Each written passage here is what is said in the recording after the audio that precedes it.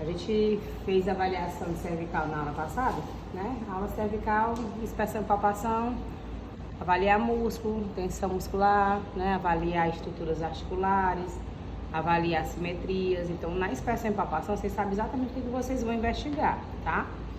Então, procurar diferenças naquilo que o paciente já tem, você já conhece o normal, para ver o que é patológico.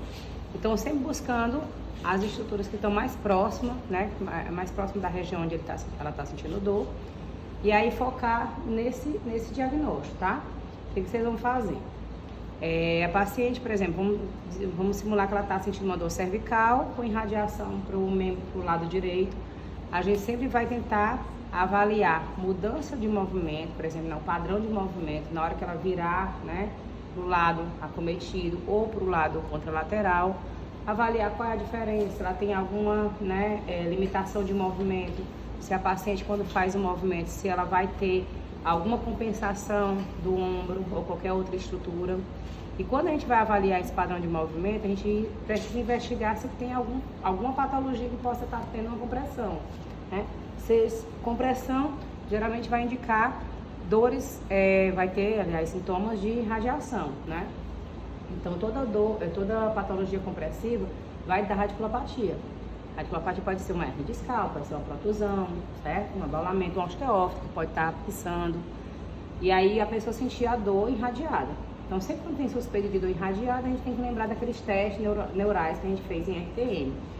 E a gente tem 2 testes para ombro, né, para avaliar plexo braquial, e temos alguns testes para cervical, isolando aqui ainda, que a gente não vai ver agora, mas a ATM também tem alguns testes para a gente poder avaliar se tem alguma disfunção de ATM que pode causar essa, digamos assim, essa diferença de dor para cervical, e a gente começa a suspeitar de cervical, sendo que não é cervical, e vice-versa, tá?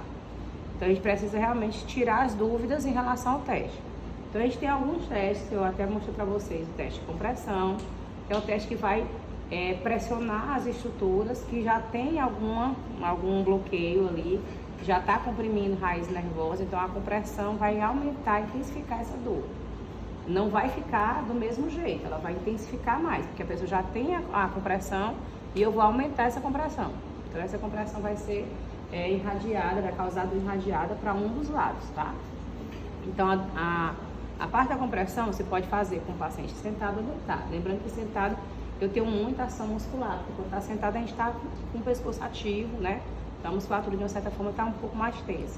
Deitado, ela já alivia mais essa tensão. Mesmo assim a gente precisa estar aqui avaliando a palpação deitado, porque fica até mais fácil a gente conseguir perceber onde tem mais tensão do que sentado ou em pé, tá? Então quando eu vou avaliar, né, tocar nas estruturas próximas à região, se tiver plexo braquialgia, já tocar na região do plexo braquial para ver se irradia, se piora, se agrava. Mas o primeiro teste que eu vou fazer aqui é o teste de compressão. Esse teste de compressão a gente faz no sentido, né, perpendicular, e o paciente fica na posição neutra. Então a cabeça tem que ficar bem relaxada e eu vou só pressionar, né, a estrutura da cabeça contra essas vértebras, diminuindo o espaço articular. Eu faço a compressão. E se o paciente tem algum pensamento, ele vai sentir a dor saindo da cervical, passando para os braços, tá? Então, vamos dizer que na hora que eu faço a compressão, o paciente sentiu aquele pensamento descendo no pescoço. A gente vai perguntar qual é o lado que doeu mais, né? E vamos dizer que foi o lado direito. Aí a gente pode confirmar o mesmo teste com o teste Spulling, que é o teste que a gente inclina para o lado da dor e faz a mesma compressão. Então, o lado da dor, o paciente sentiu, confirmou compressão, confirmou Spulling, pode ser uma radiculopatia, mas eu ainda não sei que tipo de radiculopatia é. Pode ser qualquer doença que possa estar comprimindo raiz nervosa. Então, eu não preciso exatamente dizer que é uma hérnia, pode ser qualquer outra patologia compressiva. Então, como é que eu vou saber? Exame de imagem, tá? O exame de imagem vai confirmar se realmente tem ou não uma hérnia discal, uma protusão discal, ou pode ser a outra patologia que esteja comprimindo aquela região, tá? Mas antes da gente fazer teste de Spulling e de compressão, a gente precisa avaliar o teste da artéria vertebral. Então, a gente tem a artéria basilar aqui no meio da cabeça, né? E tem a artéria vertebral que vai na área do pescoço. Então, e muitas vezes, quando vai fazer algum teste de cervical, o paciente, quando tem muita dor cervical, quando tem alguma tensão nessa área, pode ter muita tontura, pode ter uma sensação, né, de náusea, quando vai fazer manobras de cervical. Por isso que a gente tem que ter aquele cuidado, na hora de fazer o trânsito, na hora de fazer manipulações, avaliar primeiro a artéria vertebral para saber se realmente o paciente tem ou não. Porque eu não posso estar saindo, né, fazendo manobras sem estar avaliando a integridade dessa artéria, certo? Então, para avaliar, se o paciente vai reclamar, eu sinto muita tontura, então é importante a gente fazer esse tipo de teste. E se intensificar, a gente para, né, dá ele como teste positivo e evita fazer os outros testes de compressão, porque então a gente vai agravar mais. Então vem mais para fora da maca. Pode botar a cabeça toda pendente. Então ela vai ficar com a cabeça totalmente fora da maca. E eu vou virar a cabeça dela para o lado, rodar um pouquinho, estender, certo? Estender e rodar. Então quando eu faço esse movimento aqui, eu avalio os olhos dela, se vai ter nistagmo, né? Se vai ter algum tremor. Eu fico avaliando, né? Posso conversar com ela, perguntar alguma coisa para ver se ela, nesse momento que ela tá, né? Ela pode causar alguma tontura ou se ela vai se atrapalhar com as palavras. A gente pede pro paciente contar, de 1 a 10. E aí a gente fica conversando com eles, tá? Sentindo alguma coisa, tontura, tá tudo bem? O paciente tem que falar, certo? Às vezes o paciente não fala, quando ele vai falar todo atrapalhado. Se tiver realmente alguma lesão, ele pode ter esse problema, certo? Então, tranquilo? Ó, os olhos não tremem, porque geralmente pode causar essa tontura, ele fica assim, a sensação de, né, de tremor, de nistagmo, aquela movimentação dos olhos. Volta. Então, eu fico mais ou menos uns 20 a 30 segundos nessa posição e perguntando, né? Posso pedir para ela contar e vai ficar conversando, puxando assunto, mas avaliando sempre a face do paciente para saber se realmente teve alguma sensação ruim ou se o paciente está sentindo tontura. A gente pergunta e se o paciente ficar, a gente confirma que esse teste pode estar positivo, alguma compressão na artéria, fluxo arterial vai estar diminuído, né? Deve estar bloqueado e a gente precisa investigar, certo? A gente tem 2 testes de artéria, o da artéria vertebral e o da artéria subclave. Da artéria subclave a gente chama teste de Addison. Ele é geralmente para patologias que comprimem a artéria subclave, que fica na região, geralmente quem tem fratura de clavícula pode ter muita lesão de subclave. Ou ela pode estar só pressionada, comprimida por conta da fratura, ou pode por conta da tensão, às vezes um trauma local pode causar. Então na artéria subclave, a gente precisa confirmar com o teste de Addison. Então eu pego, o paciente posso fazer com ele sentado, tá? Eu vou aproveitar que ela está deitada aqui e eu vou primeiro sentir a pulsação, né, dela, radial. Sinto, aí eu localizo primeiro, achei o pulso rápido, né? Então a gente já avalia esse pulso, tá? Pulso rápido, forte, né, intenso. E aí, quando eu faço esse movimento de abdução, eu faço um movimento de abdução com rotação externa, ela vai prender a respiração e virar para o mesmo lado do teste. Se essa pulsação diminuir, ela pode estar com alguma compressão na área da subclave, tá? Então você vai prender a respiração e virar para esse lado. Isso, e volta. Ele é para diminuir. Se ela virar, se ela tiver uma lesão, ela virou para o mesmo lado do movimento, permanece do mesmo jeito, certo? Agora, se tiver alterado uma lesão, aí ele vai diminuir. Mas é importante você ter essa percepção. Às vezes a gente perde o pulso e acha que diminuiu, mas na verdade a gente perdeu a localização, tá? Então é importante a gente primeiro localizar, avaliar se você está em cima do pulso, se você conseguiu sentir como é que estava o ritmo, para quando você fizer o teste, esse ritmo não alterou. Porque às vezes ele diz, não, diminuiu, alterou, mas na verdade você não chegou a sentir direito, você já pegou e já foi fazendo o teste. Então você não sabe como é que esse pulso estava. Se esse pulso estava bem rápido, de repente ele fica lento, então pode ter alguma coisa, a gente precisa investigar. E é exame de imagem que a gente pode realmente perceber se está tendo alguma reação ou não, alguma lesão. Então, paciente que fez cirurgia de ombro, teve fratura de clavícula, a gente sempre faz teste para poder perceber como é que está esse fluxo para a artéria, se está interrompido ou não, tá? É mais, né, para a gente poder tirar essa dúvida. Então, tem 2 testes para a artéria, né? Vertebral e artéria subclave. O vertebral é o que a gente faz para o teste antes de expurgo e compressão. E o teste de Addison, que é o teste que a gente faz quando a gente tem suspeita de fratura, de trauma na área de clavícula, né, região torácica, a gente pode estar avaliando ele. Então, compressão e spooling vai do mesmo lado. E a gente tem um teste inverso. O teste de compressão a gente comprime trabalhando em cima das vértebras, aproximando esse espaço. Então a gente vai diminuir, vou pressionar e eu vou encostar mais ainda o que já está pinçado. E o teste de distração eu vou aumentar esse espaço. Então, ao invés do paciente sentir dor, ele vai sentir alívio. Então eu vou trabalhar, eu gosto mais de trabalhar esse teste deitado que em pé, ou do que sentado, desculpa. Porque sentado, o paciente tem muito aquele negócio de pegar aqui, pode fazer uma flexão. Quando a gente pega, a gente tem que pegar sempre no sentido, né, de tracionar perpendicularmente. Porque se eu faço esse movimento e sempre que eu faço a flexão, eu já erro o teste. Então eu tenho que pegar aqui e aqui, tentar suspender. Muitas vezes a gente pega aqui de mau jeito, faz o paciente, né, ter uma mordida ruim, ou então pega na ATM ali, machuca. Então eu prefiro fazer deitado, onde eu consiga pegar apenas na região occipital, pegando o processo mastoide aqui, ó. Seguro de um lado do outro. A cabeça não pode ficar levantada de maneira alguma. O queixo não pode ficar estendido, tá? Às vezes o paciente faz isso aqui. Ou então o paciente quer levantar, com medo de deixar a mão presa aqui embaixo. Então, quanto mais relaxada ela tiver, melhor. Relaxou, pega na posição neutra e traciona, tá? Então, eu vou pegar aqui, ó, e vou tracionar. Puxei. Ela sente até lá na região torácica. Sentiu lá no finalzinho? O paciente tração toda.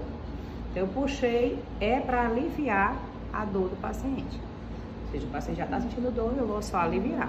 Então, esse teste de distração ou tração eu faço para avaliar se realmente tracionando eu consigo aliviar a compressão. Quando eu solto, a dor volta, né? Então, tracionei positivo quando alivia. Certo? Tranquilo aí? Então, ó, peguei, mais uma vez, ó, peguei, não levantei a cabeça, do jeito que tá neutra, eu puxo. Então, eu engancho bastante a minha mão aqui, na região antenar e quaternar, no processo massagem que não solta, tá? Que não escorrega. Porque se eu pegar aqui na cabeça, ó, na hora de puxar, eu posso puxar com o cabelo, né? E acabar escorregando a mão. Então, se eu segurar aqui, o processo massagem ficou bem na região antenar e quaternar, eu puxo bem direitinho. Aí não consigo, eu travo aqui, então não sai. Certo? Então, compressão, spooling, distração. São testes para a área cervical, para aumentar espaço ou diminuir espaço, certo? 2 de artéria vertebral e subclave. E agora a gente vai para teste de ombro. Porque o teste de ombro também está incluído na avaliação cervical, porque eu tenho muita dor irradiada para nível de plexo braquial. Sai exatamente daqui. Então, síndrome do desfiladeiro torácico, você tem alguma alteração nessa área de peitoral, né, clavícula, região torácica, você pode ter trauma nessa área, você pode ter lesão de plexo. Então, nessa região, as duas síndromes, tanto de plexo braquialgia, que sai da cervical e passa pelo ombro, como na região de desfiladeiro torácico, você pode ter lesões de inervações que vai para o braço, tá? Ou para a região peitoral, para a região do ombro, vai lá para a mão. E eu preciso avaliar se realmente tem ou não alguma lesão. Então, eu vou inclinar a cabeça para o lado, contralateral, e eu vou avaliar o teste do lado da dor, tá? Então aqui, vou pressionar, fazer uma depressão do ombro. Lembra daquele teste de tensão neuromuscular que a gente viu em RTM?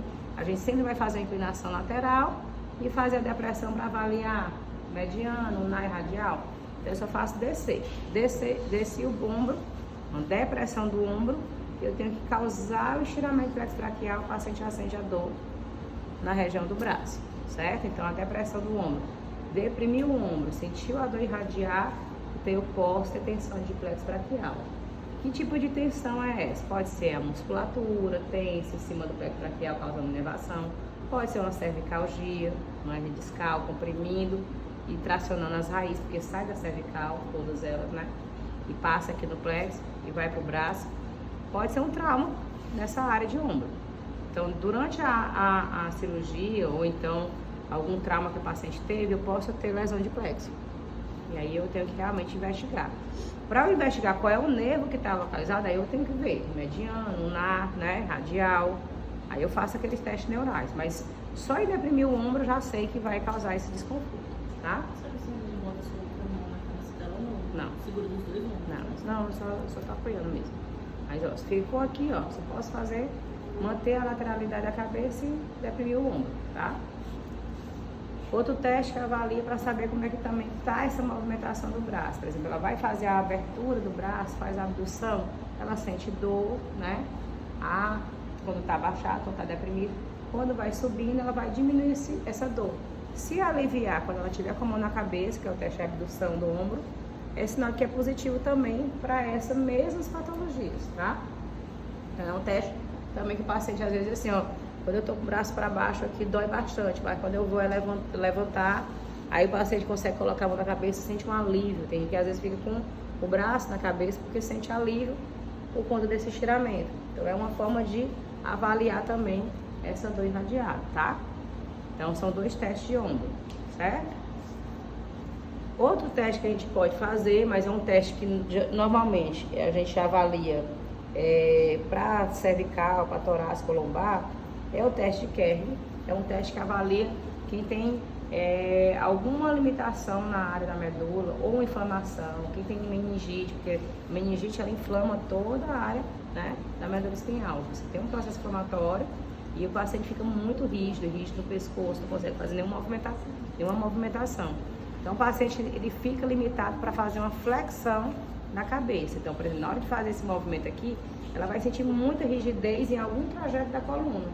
Pode descer da cervical até a lombar. Se ela faz esse movimento, ela tem capacidade de flexionar, que já dói, ou ela faz isso, ou ela tenta dobrar, né, o joelho para fazer a compensação, tá?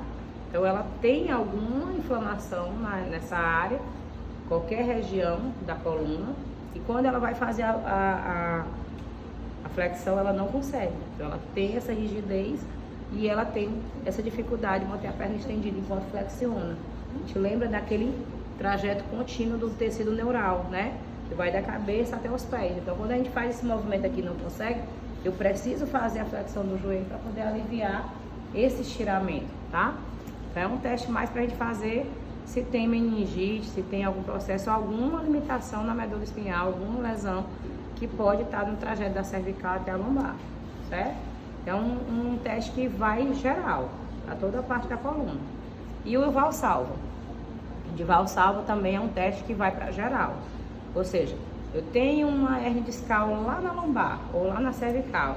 O paciente vai fazer um esforço, por exemplo, quando vai ao banheiro, vai fazer um esforço para evacuar, ou vai fazer um esforço respiratório, tá na academia, pega um peso, prende a respiração e pega o peso. Quando você faz esse prender a respiração para fazer um esforço respiratório, né? Prender aqui, você consegue fazer um aumento da pressão justamente onde está localizada ali a hernia. Então essa pressão faz causar, por conta do esforço do ar, faz causar essa pressão lá na hernia discal. E aí o paciente sente muita dor, por isso que a maioria reclama quando vai ao banheiro, né, quando vai fazer força, e ele sente, ou quando vai fazer qualquer tipo de esforço muscular. Vai pegar um peso, prender a respiração, pega um peso, vai levantar, sente o pensamento lá na lombar. Então a Valsalva é muito para avaliação subjetiva. É o paciente que geralmente relata. Não é um teste que a gente pede para o paciente fazer, mas é um relato geralmente que o paciente faz. Mas é o esforço. Então tá na academia, eu tenho um hernia de disco, fui fazer um esforço, peguei um peso, né? E o peso, eu prendi a respiração, fiz um esforço, senti lá, pensamento lá na minha hernia. Então é uma manobra de Valsalva, tá?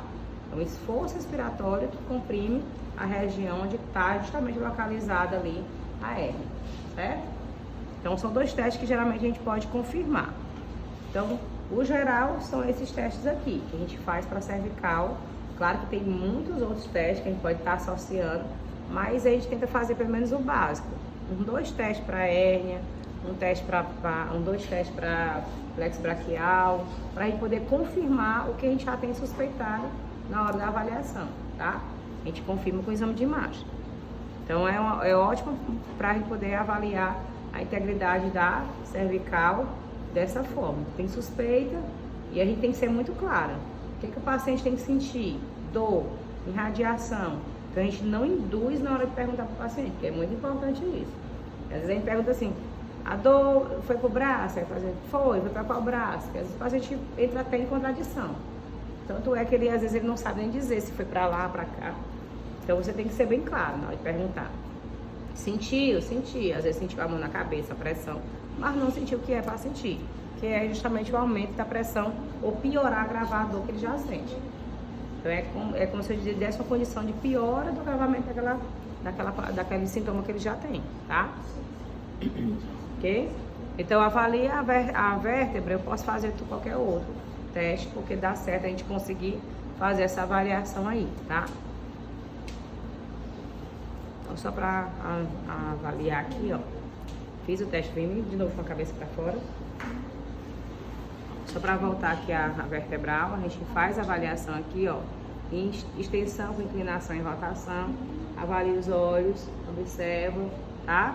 Para depois a gente conseguir fazer qualquer outra manobra, tá? Então a gente faz aqui, ó.